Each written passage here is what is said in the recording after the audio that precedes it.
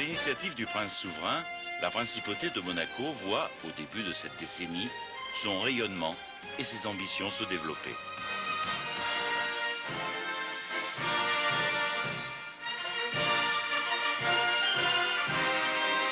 Ainsi, le 12 octobre 1959, le général de Gaulle accueille avec tous les honneurs la famille princière en visite officielle.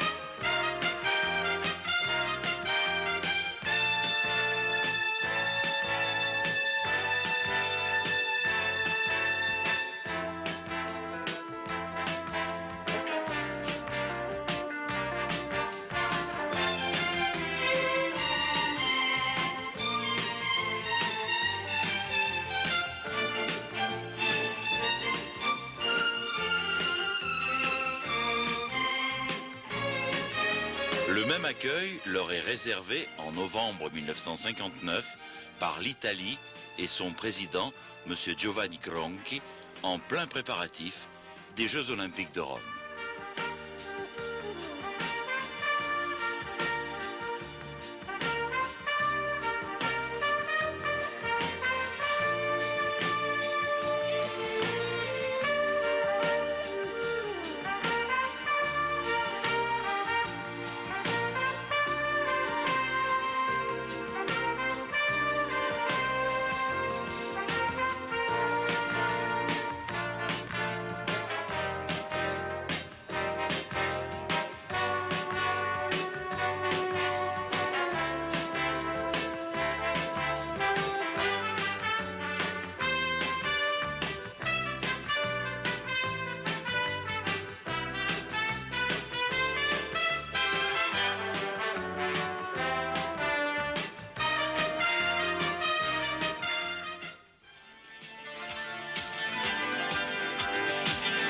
À la même période, en principauté, les grands travaux se poursuivent et s'accélèrent avec l'objectif de moderniser le pays, gage de prospérité économique.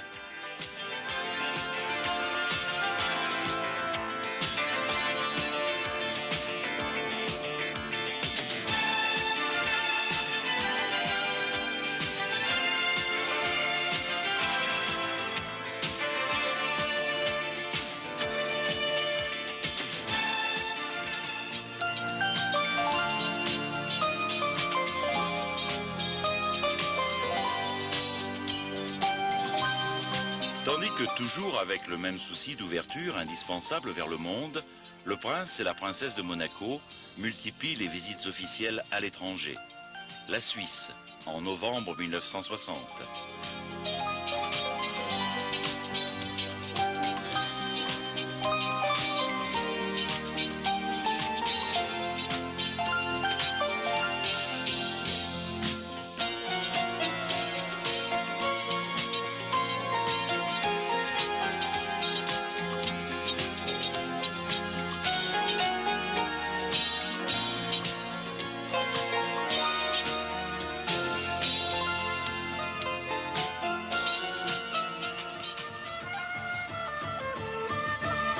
L'Irlande, berceau de la famille Kelly, en juin 1961.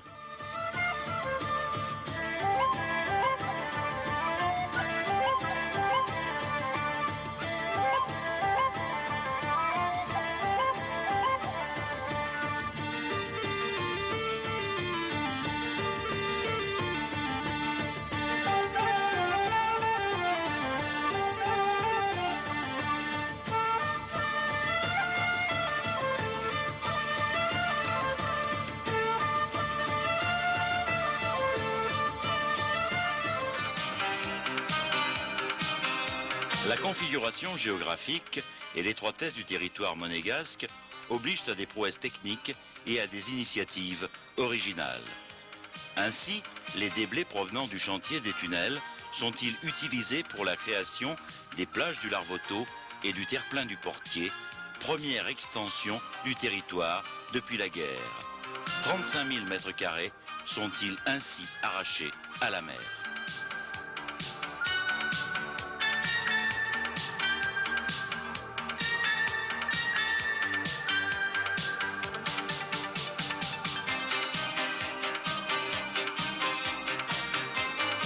Lentement, mais sûrement, la principauté de Monaco se transforme.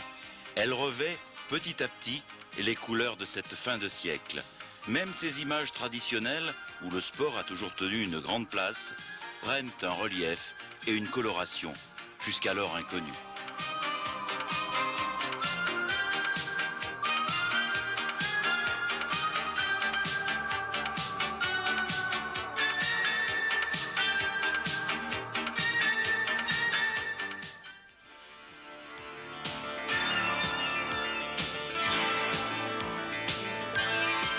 Et dans l'ombre, les hommes poursuivent leur travail et l'utilisation des tunnels devient enfin réalité avec l'inauguration de la nouvelle gare de Monaco-Monte-Carlo et de ses ouvrages qui ont demandé tant d'efforts. 9 hectares supplémentaires viennent enrichir le patrimoine monégasque et récompenser la volonté indestructible d'un prince.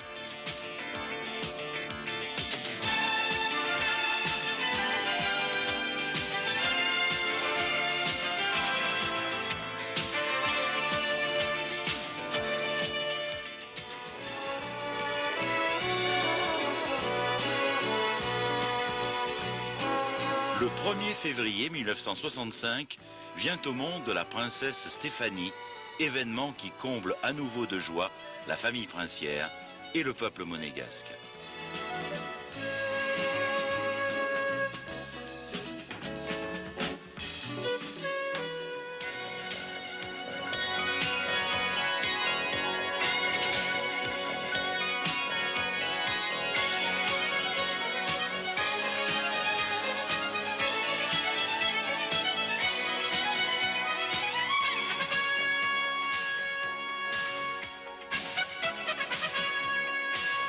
La création du complexe balnéaire du Larvoto, sa méthode de réalisation, ont ouvert au plan technique des horizons nouveaux et ont servi d'exemple pour d'autres opérations plus vastes.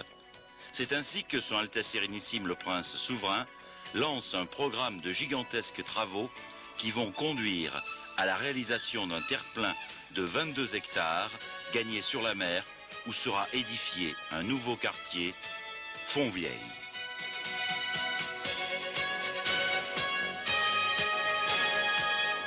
Alors commencent les plus gigantesques travaux que la principauté ait jamais entrepris depuis la création de Monte-Carlo.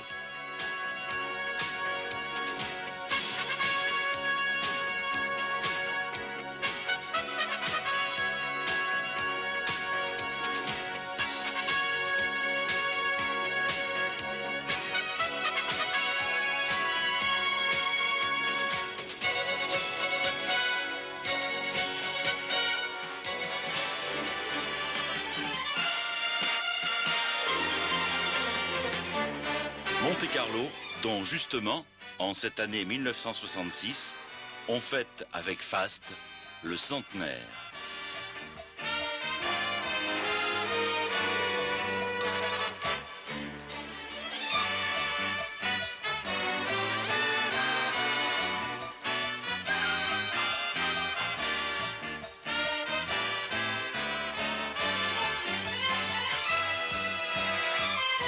Monte-Carlo et Fontvieille, le passé et le futur, sont alors unis, témoins de l'ancien et du nouveau monde.